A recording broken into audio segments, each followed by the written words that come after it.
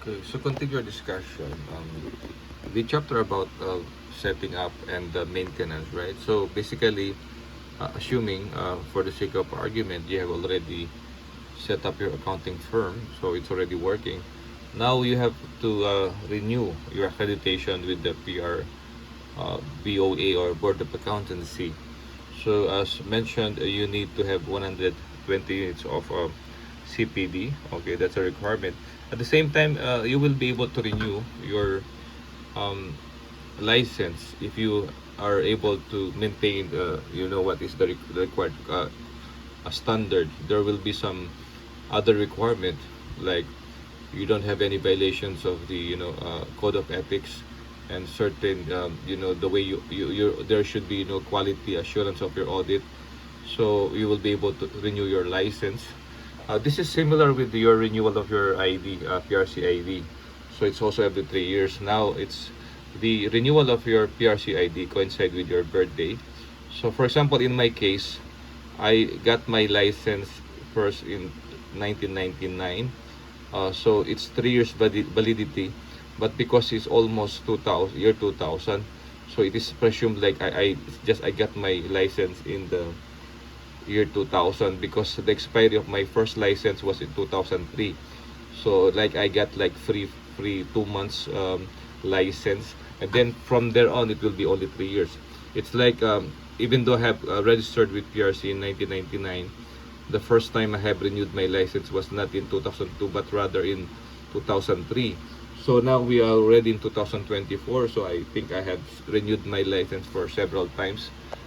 If I would if you would divide from 2000 to I should say I have renewed my license for 8 times now, since I have been practicing the profession for, I should say, around 20 years now. So that's how long I've been practicing accounting.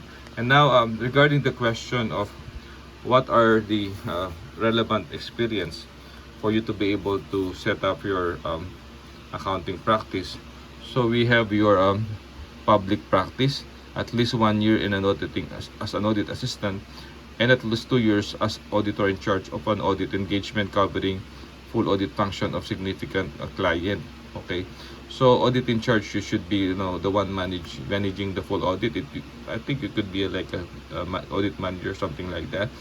And if you don't have any experience in audit, uh, another way is for you to be able to work in commerce and industry.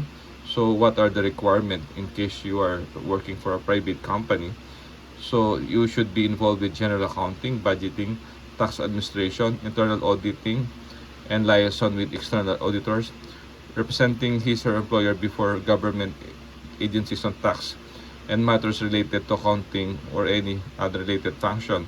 The thing about this one, um, for commerce industry, for example, you are working in the Philippines, but you are working with a BPO, and you are dealing with a foreign company, and it's possible that when you deal with that foreign company, you have limited exposure with taxation.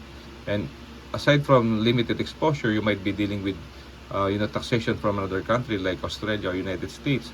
So that will somehow won't give you the experience that is required, because as much as possible, it's not only that you're dealing with general accounting but also with tax administration, because the thing is that when you practice public accounting, remember, you are no longer practicing working for a private company.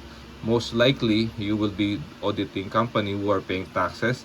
So part of your audit is to be able to help them or assist them in their tax preparation, at the same time correct them, and guide them. So it's difficult to guide them if you don't have any background in Philippine taxation. So, and also the number three, representing your employer before government agencies on tax and matter related to accounting or any other related function. Meaning to say, as an employee or an accountant, it's possible that you are the one going to BAR, filing the income tax return, and if there's any dispute or any there's an issue, you are the one that is the main person who is in charge of this matter. So that will be a good experience for you. And if you don't have any, experience on that, another way is also if you are a teacher, like me, for example. But of course, it's not only that you're teaching. There are some, subjects that are required for you to be able to do that same thing. Uh, Now here, teaching for at least three semesters or 2 semester subject in either financial accounting, business law and tax, auditing problems, auditing theory, financial management, and management services, provided that the accumulated teaching experience on the subject shall not be less than 3 school years. Okay, so that is a little bit um, for me. For example, for me, I'm only a part-time teacher, so maybe I require more number of years because I don't teach full-time. But anyways, if I want to practice public accounting, of course, that will be uh, clarified with the Board of Accountancy. Because currently, if you see here the subjects being taught, for example, now I'm teaching auditing theory, and last semester I was teaching auditing problem. Then second semester I was also teaching financial accounting. So, and it's mentioned here either, teaching for at least either. Okay, so it means, I mean, it's not required that all subjects should be taught. However, of course, in my case, what if you don't have any expertise on taxation? What you can do actually is to partner with another CPA who is expert in taxation, and you are expert. For example, if I am teaching financial accounting, auditing problems, auditing theory, maybe I'm good in IFRS, so that will be my strength. So somehow, if I will find somebody who is good in taxation, that will somehow complement my knowledge. Now we have also this quality review committee, as I was mentioning. Okay, before that, I forgot to add this one. Aside from this education, you can also, have experience from the government. So basically, if you will try to remember, so you can be anywhere in the 4 sectors and yet be qualified to public practice. Okay, depending on your exposure. So it's really quite fair because you don't need to be an auditor to have an auditing firm, for as long as you have the meaningful experience. For example, here, if you work for the government and you also have experience in general accounting, budgeting, and tax administration, or internal auditing and liaison with the COA, any other related function. So you can be a licensed with COA, meaning to say, for example, you are the chief accountant of one government agency, and when it comes to audit from COA, you're the one providing them with the schedules and any issue or anything. You are providing them, and you're the one, basically the person that is connected with COA. So that will somehow help you to have the meaningful experience. And then you have this quality review committee. They shall assist the BOA in performing quality review on applicants for registration to practice public accountancy. So meaning to say, it does not mean you have the required experience that you will automatically get the accreditation. So it will be subject to review. Okay, so meaning to say, once you applied for it, you will of course provide the proof, or the evidence that you have satisfied the requirement. So this application will be reviewed by the review committee. They're all appointed by the PRC and will serve 3 years term, renewable for another term. Okay, and the chairman must be presently a senior practitioner in public accountancy, obviously, right? So for them to be able to accredit you, one of the chairman should be a senior practitioner in the public accountancy. Of course, because once you are accredited, you will be allowed to practice public accounting. So the person who should be reviewing your document should be a senior practitioner. Powers and functions of the QRC: conduct quality review on applicants. So this is on application pa lang. Recommend to the Board of Accountancy or of the certificate of registration and the professional identification card upon individuals CPA, including any other his or staff members, firms including sole proprietors, any other staff. So basically, this is quite powerful because they will be the one to conduct quality review and at the same time recommend. How about the rules on names? You have to remember this. In the case of an individual CPA, he shall do business under his or registered name with the Board of Accountancy and the PRCN as printed on his certificate. So if you are a sole proprietor, you don't have a partnership with another CPA, so you cannot put a name that is different from your name. For example, you want to put like quality auditing firm, or you want whatever your favorite movie or whatever favorite fruit. You don't have any option but only to put your name, comma, CPA. That is how you put your name. Because if you use another name, that will be misleading. So that is why that only allowed is your name, then you put your the comma CPA. In the case of firms, they shall do business under the respective duly registered and authorized firm name appearing in the registration document issued by the Department of Trade and Industry. So what are the allowed names? Example here, Juan de la Cruz and Associates. Okay, so you can use that. Okay, Juan de la Cruz and Associate, or Cruz, Isidra, Martin and the company. That is another case. So when will you use Juan de la Cruz and Associate? In the case of firm, okay, you get industry or the proper government office, and such firm shall include the real name of the sole proprietor as printed in his certificate of other firm names. So if you are like a sole proprietor and yet you have, you know, other CPA working for you, so you can put your name and then associates. But in the case of partnership, of course, it's not fair that you only put your name, right? So you can put the name of the other partners. Sometimes in real practice, actual practice, for example, you have the SGBN company. These are the founder, no? So Saiseb, Gores, and Vilayo. Then you have N company, mean to say, aside from the associates, associates are the CPA who are working for the company, but they are not partners. They have other partners who are not named. So they didn't, because many of them are already partners.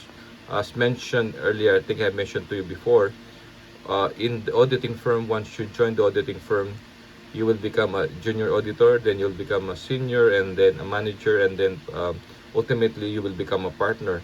But being a partner does not mean your name will appear on the company name. Your name will be like part of the company, and of course, those CPA, even though they are senior or managers, they are not even maybe part of the company, but rather these are called associates. That is why in number one, if you are talking about sole proprietors, in a sole proprietor, it does not really mean that you are working alone. It's possible that you are the owner of the company, you have established it, and you can hire other CPAs, but they are not your partner, but they are just working for you. Meaning to say that when they are not partner, they're not getting share in the profit, but rather they're getting salary.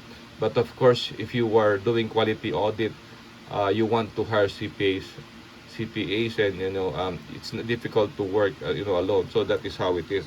So and then a CPA shall practice only under a name allowed by law and shall not include any fictitious name, indicate specialization or misleading as to the type of organization. Okay, so you are not allowed to do that. You don't put any other word that could be misleading. So you are only you can only put um, your name. For example, if you are a partnership, the family name of your partners, and then and company, and then a partner surviving the death or withdrawal of all other partners in a partnership may continue practice under the partnership name for a period of not more than 2 years after becoming a sole proprietor.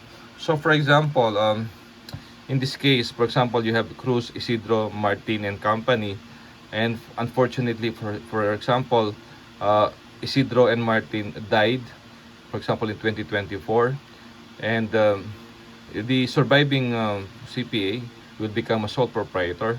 He can continue using the name of this Cruz, Isidro, Martin and company for more than 2 years, meaning to say within 2 years he should make a way to change the name of the company into a sole proprietor. It could be Isidro, whatever the name of Cruz, it could be Juan de la Cruz, comma CPA, or Juan de la Cruz and Associates, but he's not allowed, to keep the name of Isidro and Martin um, after 2 years. Of course, it will be proper because this person already, or this CPA is already dead. Okay, so limitations to foreign CPAs. Um, under no circumstantial correspondent relationship, membership, or business dealings with foreign CPA has scheme for the foreign CPA to engage in the practice of public accounts in the Philippines, which under the present laws are limited to Filipino CPA except provided for Section 34 and 35 of Republic 9298. So, what is saying here that only Filipinos are allowed to practice accounting in the Philippines, and the only exception is in sections 34 and 35 of Republic Act 9298. Maybe you will be asking what is Republic Act 929. That is the Accountancy Act of the Philippines. Later on, as part of the discussion, we will be discussing what are the exemptions in the public practice of accountancy for foreigners.